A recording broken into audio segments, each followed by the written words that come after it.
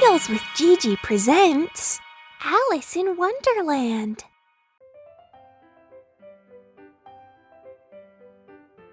Alice was beginning to get very tired of sitting by her sister on the bank, and tired of having nothing to do. Once or twice she had peeped into the book her sister was reading, but it had no pictures or conversations in it. And what good is the use of a book, thought Alice, without pictures or conversation? So she was considering in her own mind, as well as she could, for the hot day made her feel very sleepy and stupid, whether the pleasure of making a daisy chain would be worth the trouble of getting up and picking the daisies. When suddenly a white rabbit with pink eyes ran close by her. The rabbit pulled a watch out of his pocket to check the time. He shook his head, then disappeared down a rabbit's hole. "I must find out why he's in such a hurry," cried Alice. Filled with curiosity, she ran to the rabbit's hole and peeped through the entrance. The hole dropped suddenly, and Alice fell.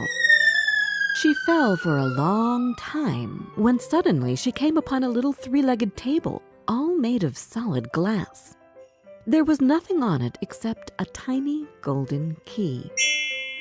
When she looked around again, she came upon a low curtain she had not noticed before, and behind it was a little door about 15 inches high. She tried the little golden key in the lock, and to her great delight, it fit. She opened the door and saw a beautiful garden through it, but she couldn't reach it as she was too big. When she turned around toward the three-legged table, Alice found a green bottle that said, "Drink me," magically appeared on it. Out of curiosity, Alice took the bottle and drank the entire potion. Then she began to shrink until she was no bigger than a doll. She opened the door and quickly ran through it. "What a splendid garden!" she exclaimed. "Why, I'm no bigger than the insects that crawl on these flowers." But the excitement soon wore off. Alice grew bored with her tiny size. "I want to be big again," she shouted. Her shouts startled the white rabbit, who ran past her again. Mistaking her for his maid, he ordered, "Go to my cottage and fetch my gloves and fan." Alice was confused by the rabbit's behavior. "Maybe I'll find something at the cottage to help me find my way out," she said hopefully. As she was going out, she saw a piece of chocolate cake that was kept on a table by the doorway. Next to the cake was a note that read, "Eat me." "I'm so hungry," Alice said as she ate the cake. Suddenly, she felt strange and realized, "Oh no, I've grown larger than this house," she cried. "Get out of my way! You're blocking the door!" shouted the white rabbit. Alice managed to pick up his fan. Immediately, she began to shrink. But little did she know it was a magical fan which made her small again. "Oh no, I'll never get back up to the right size." She went looking for help. Soon she saw a green caterpillar dressed in a pink jacket. He was sitting on the top of a large mushroom, smoking a bubble pipe.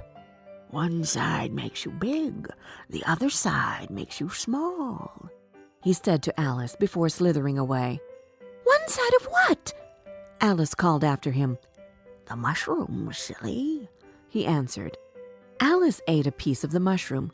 "Oh, thank goodness I'm growing," she cried. "But which way do I go?" "That path leads to the Mad Hatter. The other way leads to Les Marches Hare," said a voice. Alice turned to find a smiling Cheshire cat in a tree. "I'll see you later at the Queen's croquet game," he said before disappearing. There was a table set out under a tree in front of the house, and the March Hare and the Hatter were having tea at it. A dormouse was sitting between them, fast asleep, and the other two were using it as a cushion, resting their elbows on it and talking over its head. "Very uncomfortable for the dormouse," thought Alice. "Only, as it's asleep, I suppose it doesn't mind." The table was a large one, but the three were all crowded together at one corner of it. "No room! No room!" they cried out when they saw Alice coming.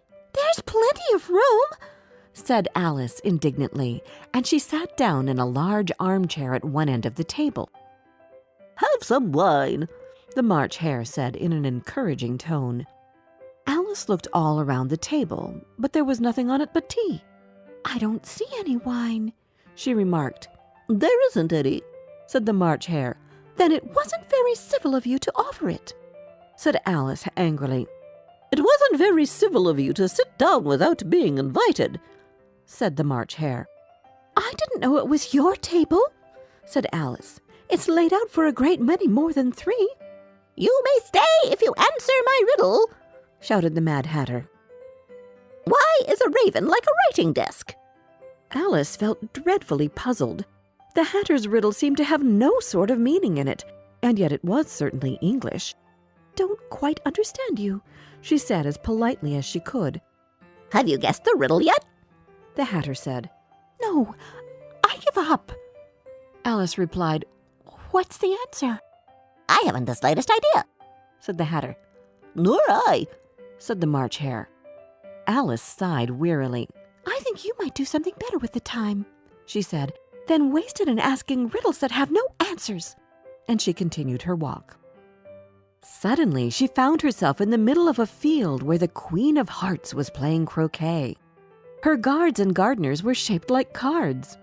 One gardener had planted white roses by mistake and then painted them red. "Off with their heads!" shrieked the Queen. "I hate white roses!" Then she noticed Alice and asked her, "Have you ever played croquet?" "Yes," Alice timidly answered. "But I've never used a flamingo or a hedgehog." "Play with me," ordered the Queen, "and let me win, or I'll have your head." Alice tried her best to play well, but she had trouble with her flamingo. "Off with her head!" cried the Queen. Just then, a trumpet sounded in the distance, calling court to session. Everyone rushed into the courtroom. "Court is now in session," announced the White Rabbit. "Will Alice please come to the stand?" Alice took the stand and looked at the jury box, where the March Hare and the Mad Hatter were making noise. The Dormouse slept, and the Cheshire Cat smiled at her. "What's going on?" asked Alice. "You are guilty of stealing the delicious heart-shaped tarts," accused the Queen, "and now you must be punished. Off with her head! Off with her head!" yelled the Queen. "How silly," replied Alice. "I did not have the slightest idea what you were talking about. I was only playing croquet." Alice felt someone touch her shoulder. "Wake up! You've been sleeping for too long," said her sister softly. "I had a strange dream," said Alice. She told her sister about the White Rabbit, the Mad Tea Party, the Queen of Hearts, and the trial. But her sister wasn't paying attention. "You're reading again," mumbled Alice. As she stretched, Alice saw a little white rabbit with pink eyes scurry behind a tree.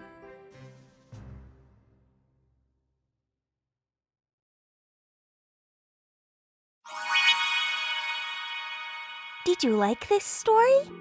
Download our storytelling app, Tales with Gigi, where you can find more than 30 other fairy tales and fables which can come in handy during feeding time, bedtime, or on road trips. And don't forget to subscribe to our channel. We've got new tales coming out every Wednesday.